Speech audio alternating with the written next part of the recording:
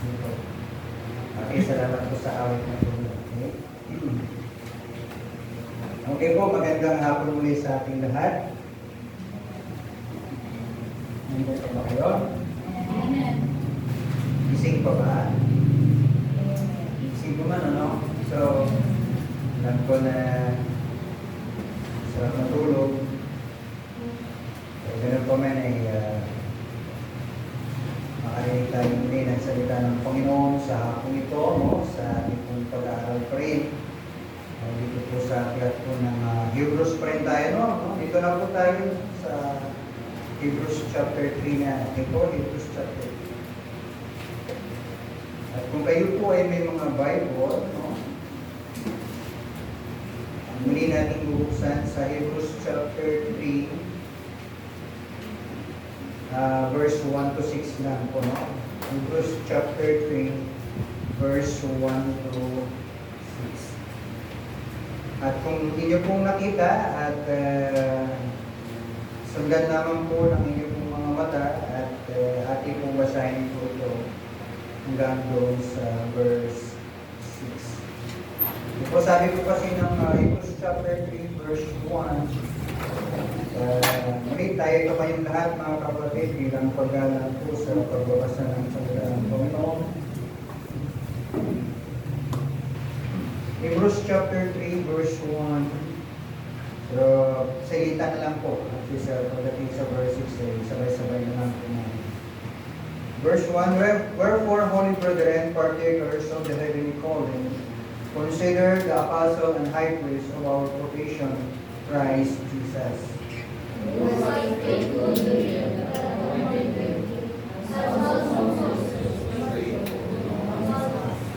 For this man was counted worthy of more glory than Moses, inasmuch as he who hath builded the house hath more honor than the house.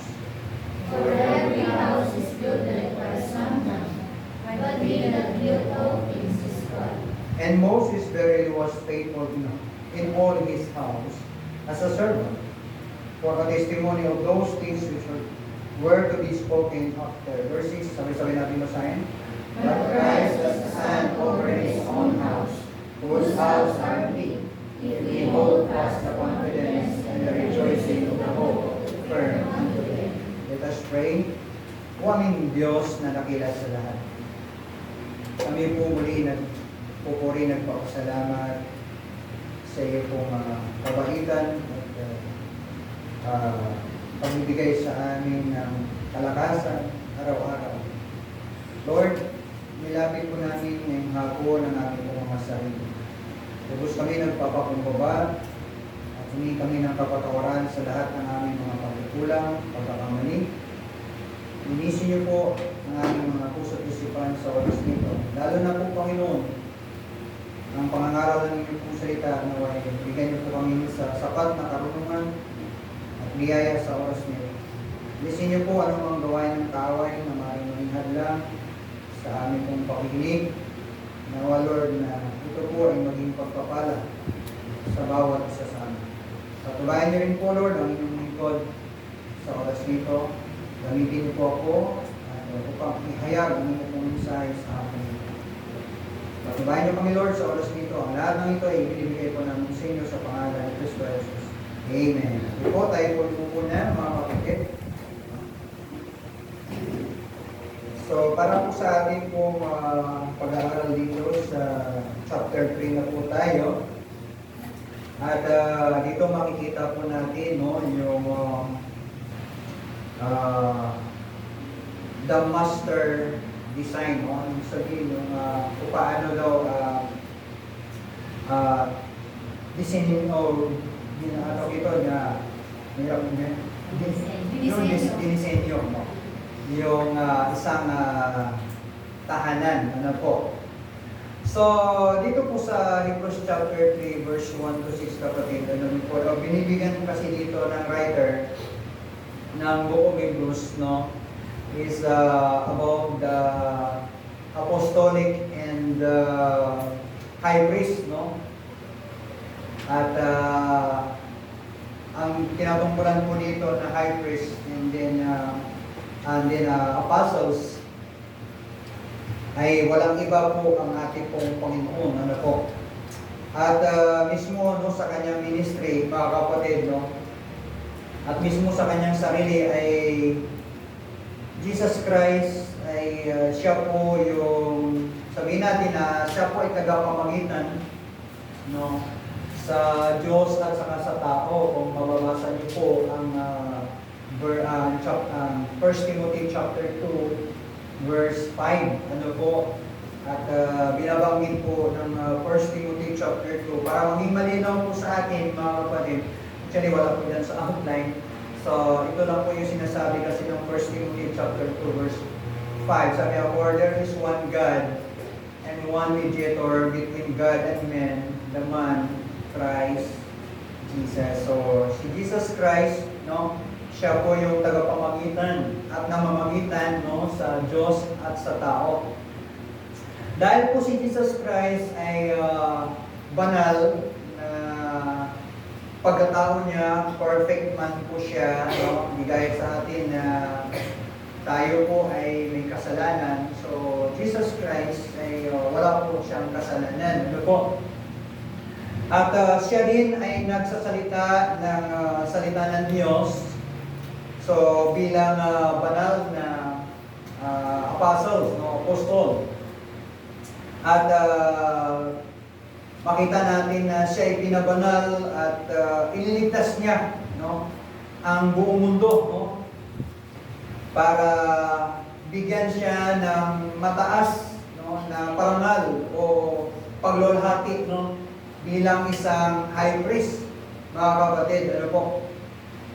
So dito po, mga kapatid, so Jesus, no, ay mas mabuti kaysa mga apostles, kaysa sa mga kay Moses. Ano po, mga kapatid? Kung mababasa niyo po diyan sa verse 1, sabi niya, wherefore, holy brethren, partakers of the heavenly calling, consider the apostles and high priests of our profession, Christ Jesus. So, dito po, mga kapatid, ano po, makita po natin na si Jesus Christ, kapatid, no, siya po yung siya po yung builder. Ano po? Siya yung sabihin natin na master of designer, no? Na siya po ay nagbigay sa atin, no, ng gusali, no, na hindi yung gusali na sabihin natin na kahit gaano katagal na yung building, no, pero naluluma o sabihin na bumabagsak o na marupok na, no. Pero yung bibigay ng Diyos sa atin, no, na gusali, ito po ay walang hanggan, mga kapatid. Ano po? So now, makita po natin dito na God has a master design for each of our lives. So siya po talaga, nag-design, no, para sa bawat buhay po natin, no. So ang tanong, mga kapatid, no, bilang isang Kristiyano, so hayaan mo bang siya ang bumuo o magkumpleto ng buhay mo? Ano po? I-allow mo ba siya, no, na siya ay may-ari ng buhay mo o siya ay mananahan sa iyo, mga kapatid? Ano po? Kasi dito po, mga kapatid, no, sa nakita po natin dito, no, so Jesus is the better apostle. Ano po? And then we're going to see that Jesus is greater than Moses. Kaya sabi po ng Biblia doon sa verse 2, mga kapatid, so who was faithful to him that appointed him, as also Moses was faithful in all his house. So, kung si Moses, kapatid, ay naging tapat, no, sa kanya pong sambahayanan, ano po, ganun din po ang ating pong Panginoong Hesus, ano po, itinalaga siya, ano po, na siya po ay naging tapat na lingkod ng ating pong Panginoon. Ano po, kung si Moses ay tapat, no, sa kanya pong sambahayanan, ano po. So now, Kung makita po natin dito mga kapatid, no, sa buhay ng isang Kristiyano, habang dumadaan tayo sa buhay nito mga kapatid, ano po, kung minsan, no, yung ating kinatatayuan mga kapatid, kung minsan ay sabihin natin, no, na ay nasisira o nawawasak o bumabagsak. Ano po? Pero habang itinatayo natin ang ating buhay, mga kapatid, simple lang naman po, ano? Para maging strong ka na isang Kristiyano, so kailangan lang natin sundin, no? Yung plano ng Diyos na itinakda ng Diyos sa atin, no? Kasi mga kapatid, wala nang ibang pundasyon, no, ng buhay natin, kundi ang ating pong Panginoong Jesucristo, no? At ayon po doon sa Biblia, no, sa 1 Corinthians chapter 3, in verse 11, at makikita niyo po yun mga kapatid, no, dito sa 1 Corinthians chapter 3, verse 11. Ano po? At ang sabi po diyan, ano po? For other foundation can no man lay than that is laid, which is Jesus Christ. So si Jesus Christ, no, siya ang ating buhay, siya yung pundasyon ng ating buhay. At hindi pwedeng sabihin ng tao na siya po ang may hawak ng buhay. At siya yung may-ari ng buhay. No, mga kapatid, no? Si Jesus Christ, siya po ang may-ari ng buhay natin. Ano po? Kaya sabi nga, no, siyang nagbigay, siya ang babawi dito. Ano po? So now, mayroon tayong mga factors dito mga kapatid na makikita at kung paano ito makaka-apekto o mag-epekto, no, sa ating pong buhay bilang isang gusali ng ating pong Panginoon. Ano po? Kung paano mabuo, no, yung ating pong buhay. So now, dito po sa verse 4 ng chapter 3 ng Hebrews, kung papansinin niyo po dyan mga kapatid, ano po? At may binanggit po dyan, no, sa verse 4 ng chapter 3. At yun ang sinasabi ng Biblia, sabi dyan, for every house is builded by some man, but he that built all things is God. So,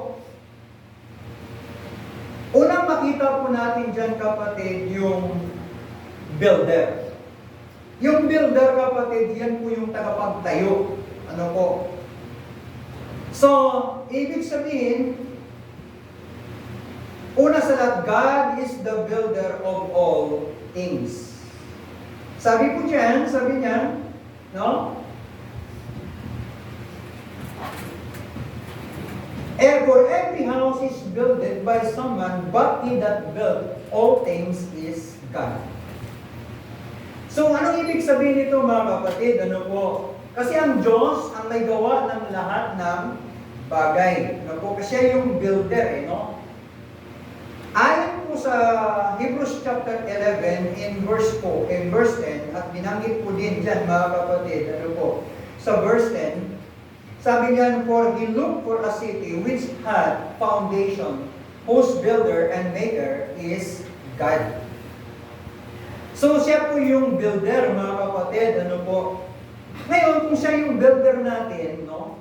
Number 2, so if you choose to not follow God's design for your life and let others build your life.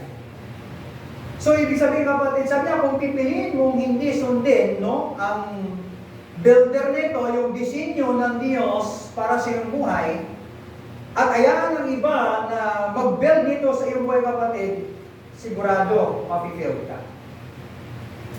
Kasi mga kapatid, di ba, no, ang isang tagapagtayo ng gusali o yung building. So, kailangan, ano po mga kapatid, may tinatawag dito na hindi siya pwede magtayo ng isang building kung walang plano. Tama?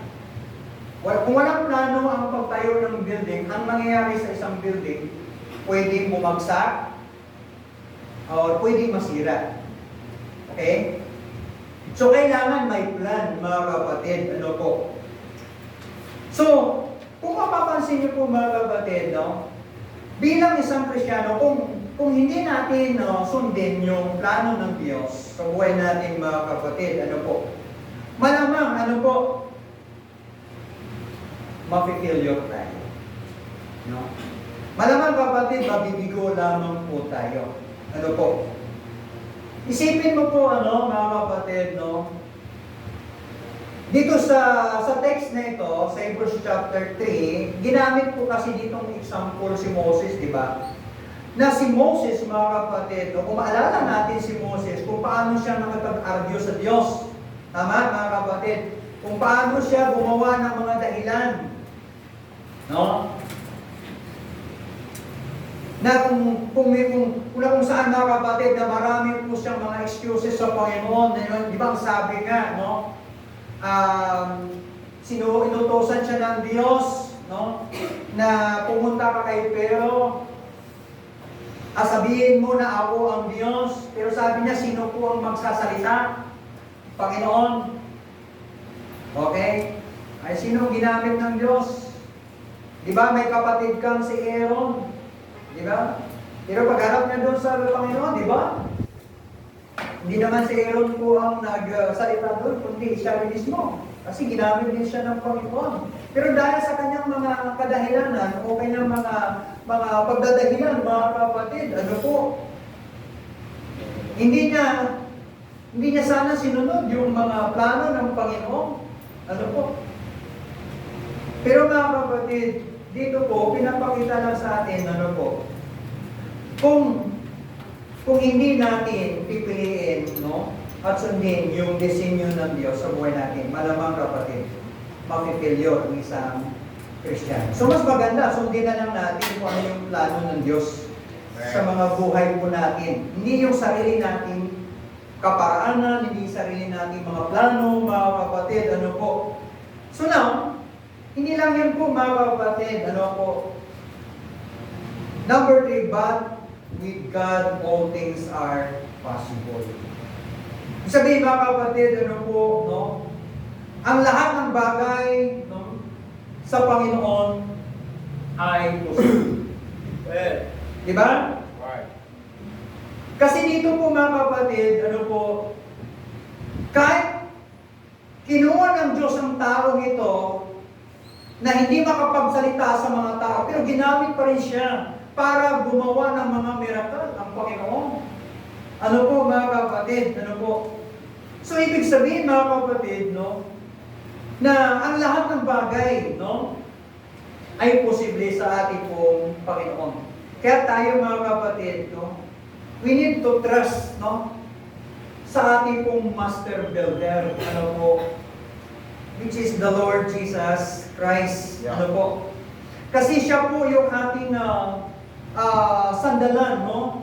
Kahit may mga unos, may mga pinagdaanan ng bawat isa sa atin, kung tayo ay naging strong na isa pong tahanan o isang Kristiyanong mananampalataya, mga kapatid, ano po, sigurado mga kapatid, lahat ay mangyayari sa buhay natin na tayo po ay gagamitin din ng Panginoon. So now, hindi lang yan mga kapatid, no? Number 4, so ito pang kailangan dapat makita ng isang Kristiyano. So let us never forget who the master builder is.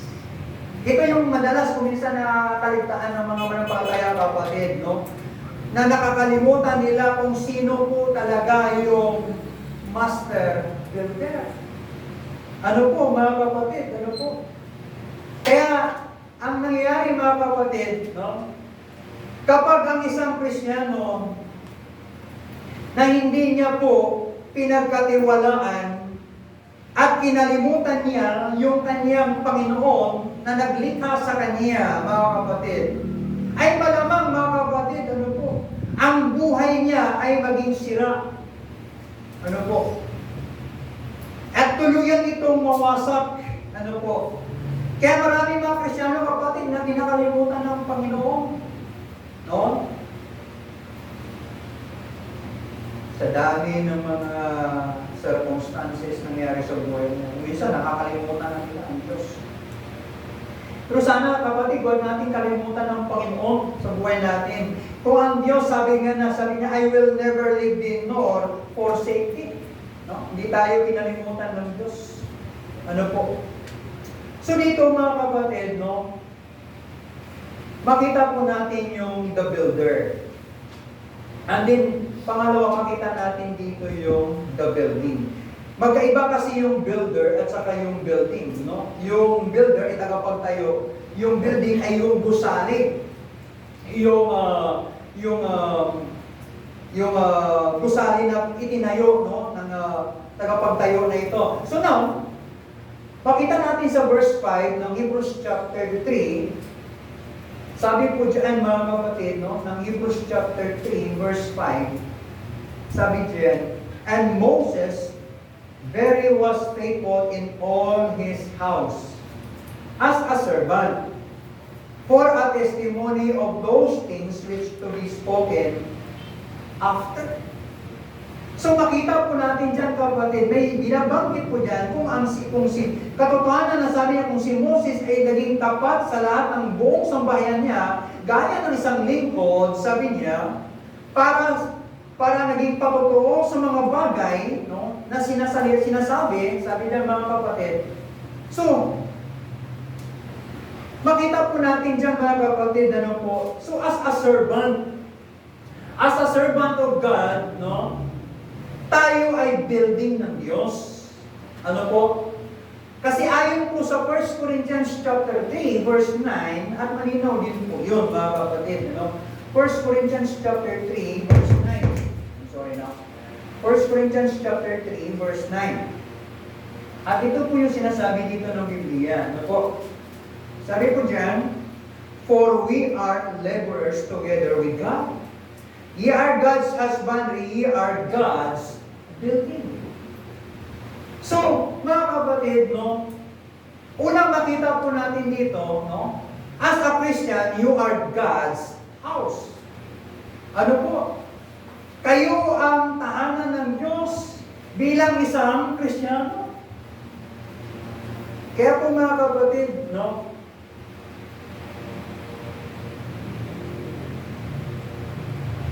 nakakalungkot lang din, no, kung maiisip ko lang mga kapatid, no, na marami pong mga Kristiyano na wala na po sa tahanan ng Diyos. No? Kasi yung mga Kristiyano na wala sa tahanan ng Diyos, yun yung mga hindi matatag ng mga Kristiyano. Ano po?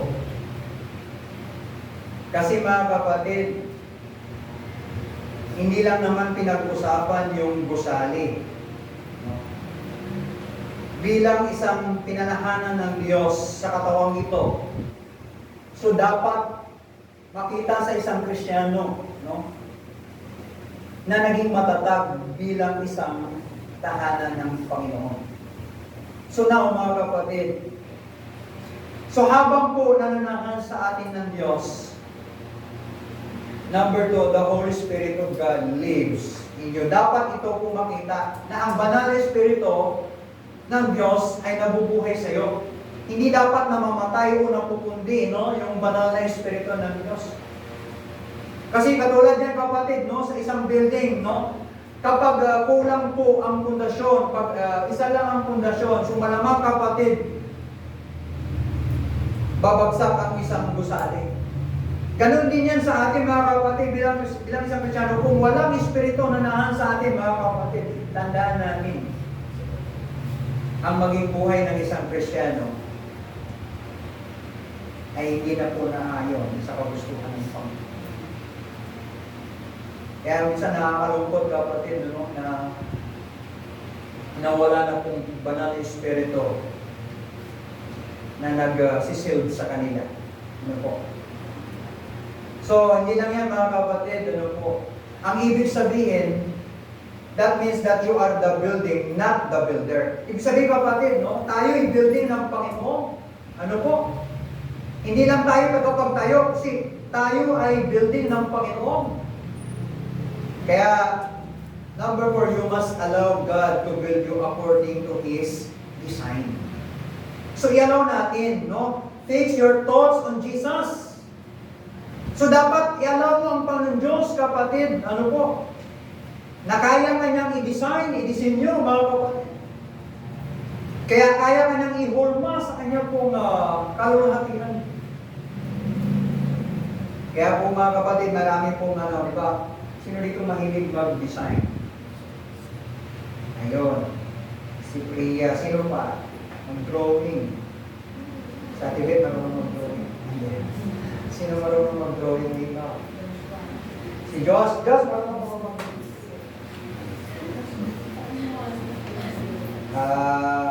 Kung kaya niyong i-drawing, ngayon. I-drawing mo yung mukha ko. Ha? I-drawing nyo nga. Ganito yan mga kapatid. Kung minsan kapatid, maraming mga Kristiyano na hindi inaalaw na ang Diyos sa buhay nila. Tingnan nyo po ang buhay nila. Naging tabihin na. No? Kasi hindi nila hinayaan na ang Diyos na manaan sa kanila. Kaya ang nangyari kapatid, nawala na yung focus nila sa Panginoon. Ano po? Wala na yung pag-iisip nila sa Diyos. Iba na yung dinidesign sa sarili nila. Ano po mga kapatid? Kaya dapat i-allow natin ang Diyos na i-build tayo. Mga kapatid.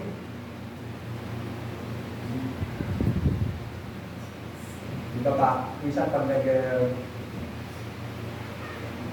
diba yung naalala ko yung yung sumali ka ba? Sumali si Priya sa anong tawag dito? Sa poster meeting. Tama? Grade 11 naman. Tama? Grade 11. Ilan kayo nag-ano? Ilan kayo nag-20? Out of 20, sila nag-design. No? Pakilan ka nun? Pangalawa? Ang number 2 ano? So, sa out of 20, so siyempre may judge room. Titingnan nila kung alin ang mas maganda, alin ba yung nababagay, no? Ano ba yung mga nilagay na mga structural para makita ng mga judges. So dito po mga kapatid, tandaan natin, hindi lang po ang taong nakatingin sa atin, maging ang Diyos nakatingin po sa atin. Tinitingnan niya ang isang Kristiyano na ito po ba ang isang Kristiyano ay naligaw na? O yung isang Kristiyano kapatid ay nanatili pa ba sa Panginoon? Ano po? Kaya po dito, bilang building ng Panginoon, so kailangan araw-araw sa buhay mo kapatid, kailangan kasama mo palagi dapat ang Panginoon. Hindi ka dapat humiwalay sa Diyos. No? Kaya maraming Kristiyano, no? Humihiwalay na, no? Ayaw na makisama sa gawain ng Panginoon. No? Ayaw na mag-participate sa gawain ng Panginoon. Kaya tinan nyo kapatid, hindi naging buo. No?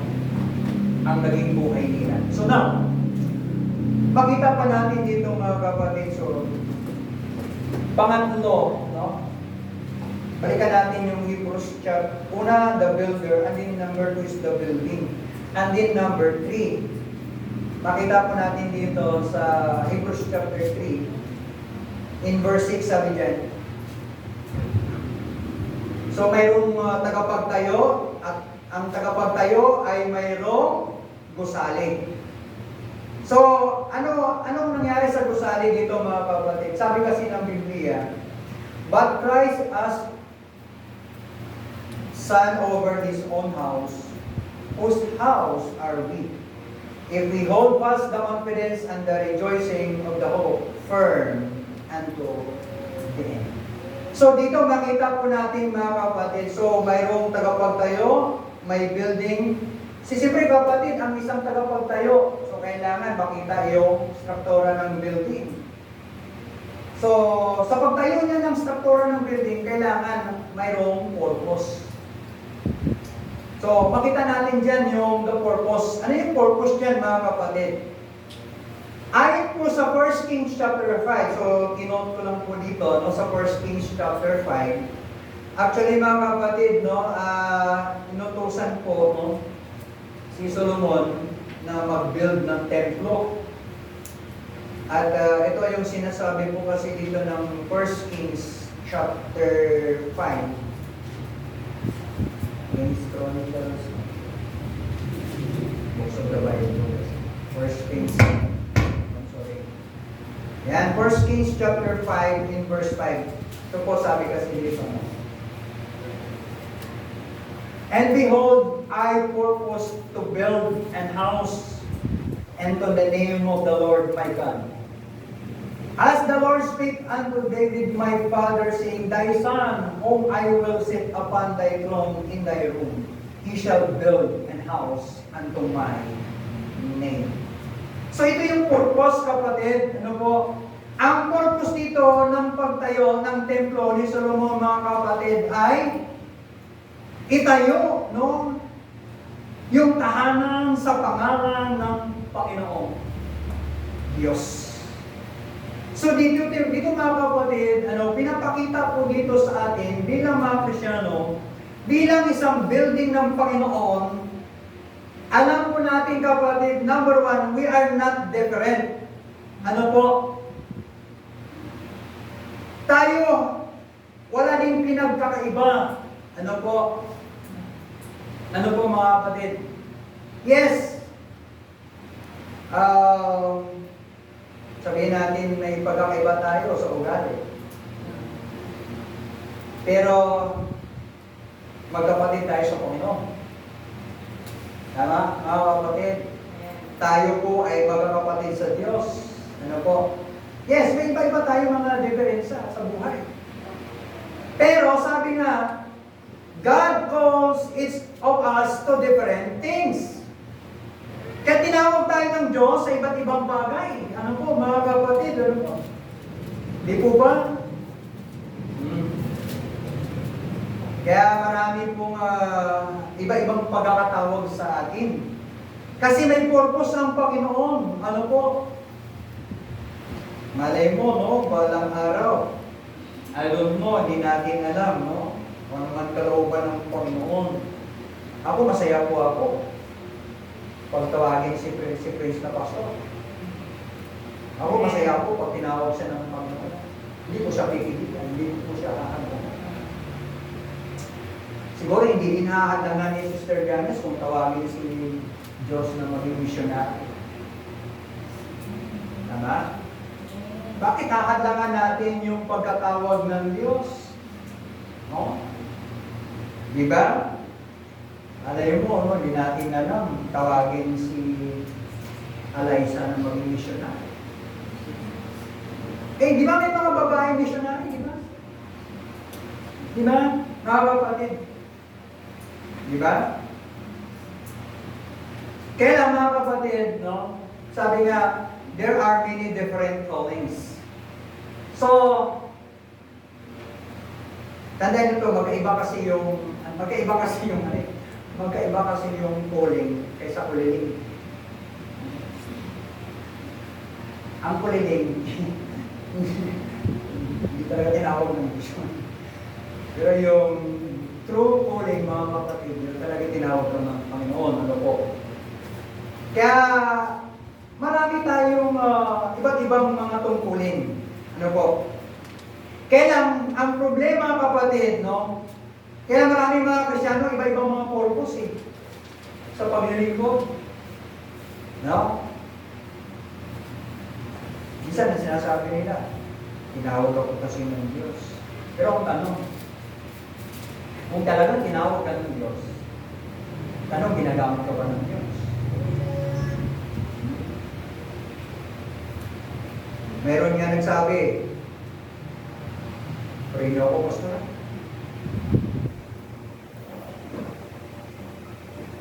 Baka pray mo.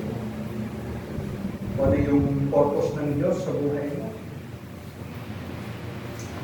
Kaya lang, mga kapatid, malaki kasing problema, ano po, na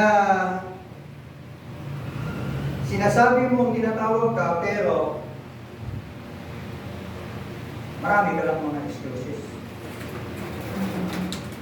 Yan ang nakakalungkot, mga kapatid. Kaya marami sa atin na iba't ibang mga pagkakatawag. Marami mo, tawagin kang maging pianista. Di ba? Bible time po. Tawagin kang maging preacher. Tawagin kang maging Sunday school. Di ba? Tawagin kang maging soul winner. O tawagin kang maging deacons. No? At huwag naman tawagin kang maging pastora, kasi kaiba yun. Walang pastora. No? Kasi may iba, lalaki ang nakikinig, pastora ang nangangaral. So, kaiba yun, mga kapatid. So, wala sa atin na. Kailangan, kung tinawag kang pastor, magpastor ka. Amen? Ikaw, friends, gusto mo bang magpastor? Diyos. Gusto mo ba magpastor? Pastor, huwag na. Kasi pag pastor ko, walang pera eh. Pero mga kapatid, ano po?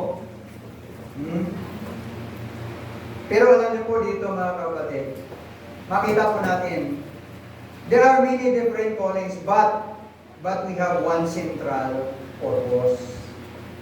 Isa lang dito, mga kapatid, no? Ang pangunahing layunin natin, mga kapatid, ang pinakasinto lang dito, ang layunin natin, mga kapatid, no? Bilang mga tinawag ng Diyos, no? Ay kailangan lang natin na isulong ang gawain ng Panginoon. Ano po? At ang purpose dito, kapatid, ay serving God. Paglilingkod sa Diyos. Tama, mga kapatid, no? Kasi mga kapatid, kung isipin mo, no? Si Moses, tapat na lingkod ng Diyos.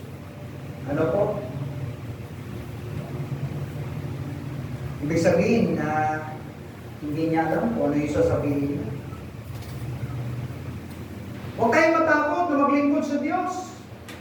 Kasi may purpose ang Diyos sa buhay natin. Ano po? Kasi minsan ito yung naging thinking ng mga mananampalataya, no? Pag naglilingkod daw sila sa Diyos, maraming problema. Kung hindi daw sila naglilingkod, wala namang problema. No, minsan yung naging isipan nila, no? Pero dapat kapatid, no po? Dapat matuto tayo habang tayo naglilingkod, dapat matuto tayo humarap sa mga problema. Kasi sabi nga, no? Wala namang problema na hindi mo kayang lutasin kapag naglilingkod ka sa Diyos. Di ba? Eh, kamusta na yung paglilingkod? Mga kapatid. Kasi ang paglilingkod sa Diyos, kapatid, anong purpose nun? No? Ano bang purpose ng paglilingkod ng isang Kristiyano? Kasi ito, kapatid, ang purpose ng paglilingkod ng isang Kristiyano ay yung makuha yung mga gantimpala ng Panginoon. Di ba? Yung mga rewards ng Panginoon na nakalaan po sa atin, mga kapatid. Ano po? Isipin mo, no? Si Jesus Christ is our true example of being a servant. Di ba? Isipin mo, kapatid, ano po, may ang purpose niya bilang isang lingkod para ano? Para ibuhos yung kanyang dugo. No? Kasi kung wala siya, wala tayo. Isipin mo, naglilingkod siya sa kanyang ama ng tapat hanggang siya mamatay doon sa krus ng Kalbaryo. Tama? Kaya po mga kapatid, ano po, sa paglilingkod, nakakapagod. Pero isa lang yung bagay na Ito palagi yung motto ko sa verse na yun. Yung Galatians chapter 6 verse 9. Alam niyo po ba yun? Walang mabubuo sa Bible. Galatians 6.9. Ano yung sinasabi ng Galatians 6.9?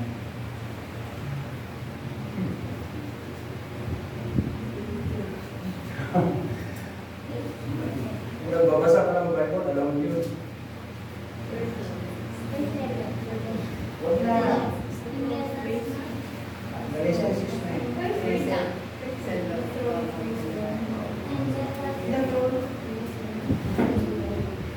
Okay, stop.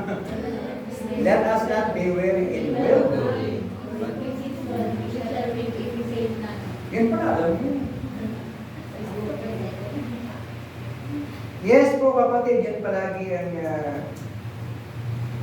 pinangahawakan ko. At ako mismo. Serving God, kapatid, ano po. Hanggang sa pagbabalik ng Diyos, sana maglilingkod pa rin tayo. Ano po?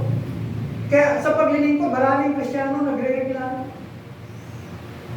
Yan na naman. So, winning na naman. Magtatiles na naman.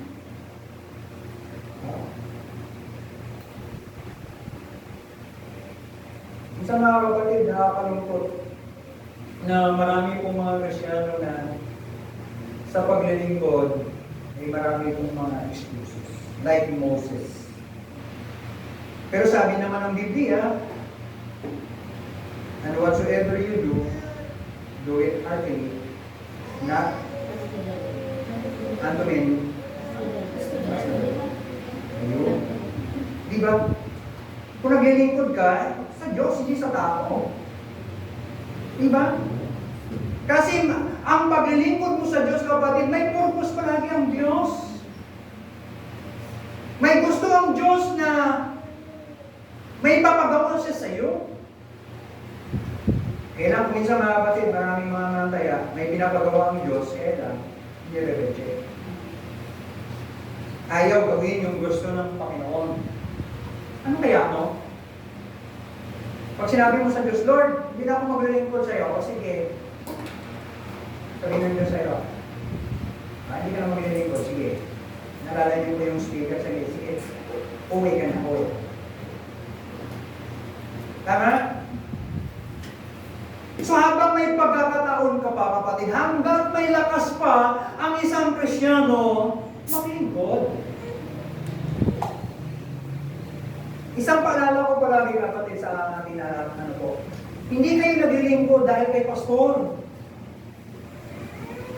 Naglilingkod kayo sa Diyos. Ano po? Kasi may purpose ang Diyos sa buhay ninyo. No?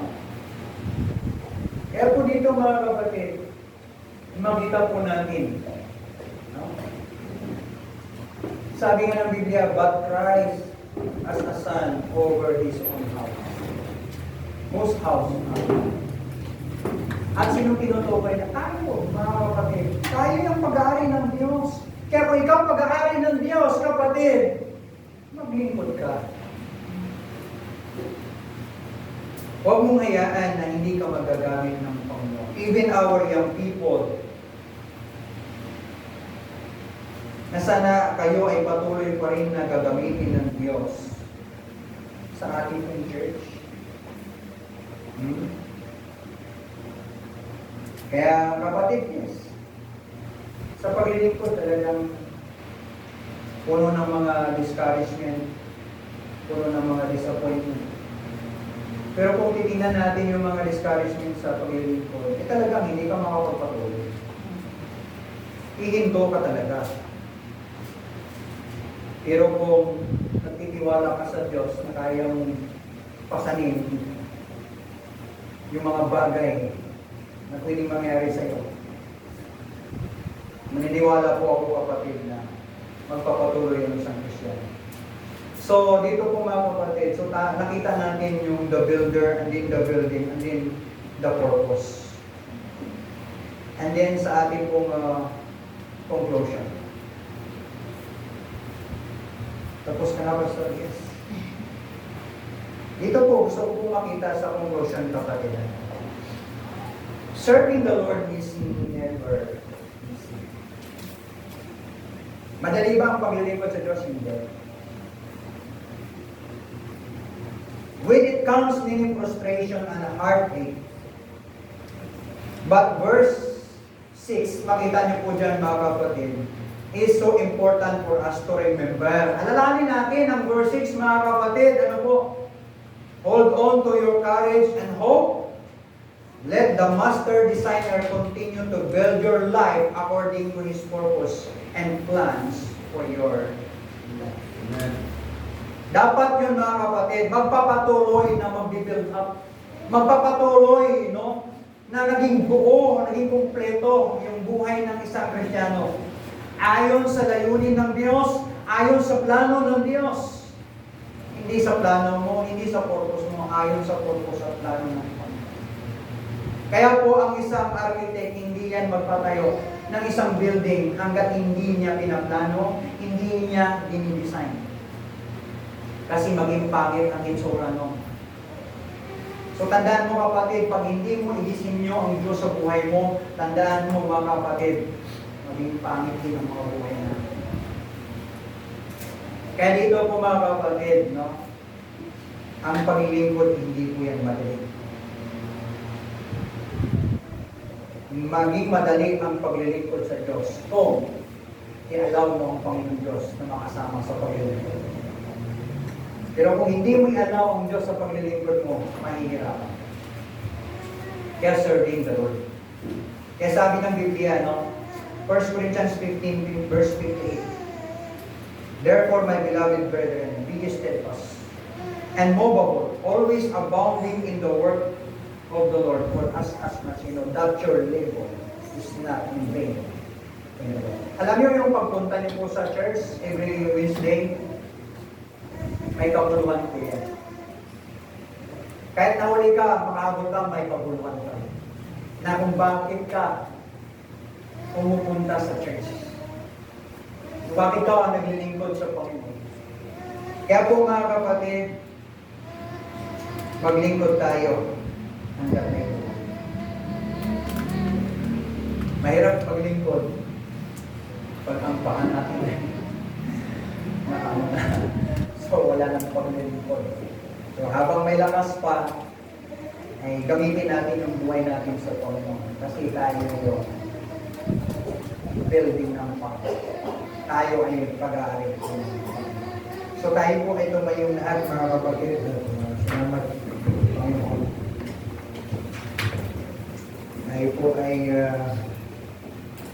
manalangin. Dakila namin Diyos. Salamat po Panginoon sa opportunity na binigay niyo po sa amin dito sa amin pong pag-aaral sa ng Hebrews chapter 3 verse 1. Nakita namin Panginoon na ikaw yung aming master designer ng aming pong mga buhay. Ikaw ang umuubog sa amin Panginoon para kami po yung magpapatuloy. Lord, bilang aming tagapagtayo ng aming pundasyon ng buhay. Bagamat Lord, marami pong mga bagyo unos na dumaraan sa buhay namin. Pero pa rin ikaw Lord ang Diyos namin na makapangyarihan na bibigay sa amin ng proteksyon, pag-asa, at nagpapalakas sa bawat isa sa amin. Lord, salamat sa kabutihan niyo po sa amin. Sa kabila, Lord, ng aming mga kahinaan, pagkukulang. Nandun pa rin, Lord, ang mga biyaya niyo po na hindi po namin lubos masukat. Hindi lubos namin maisip yung mga bagay na nagkalubot po sa amin. Lord, bilang po sa amin ng inyong ubasan.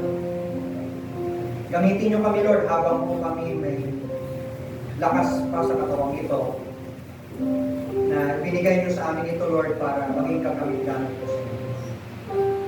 Kaya po, Panginoon, bilang mga gusali niyo. Tulungan niyo po kami, Lord, na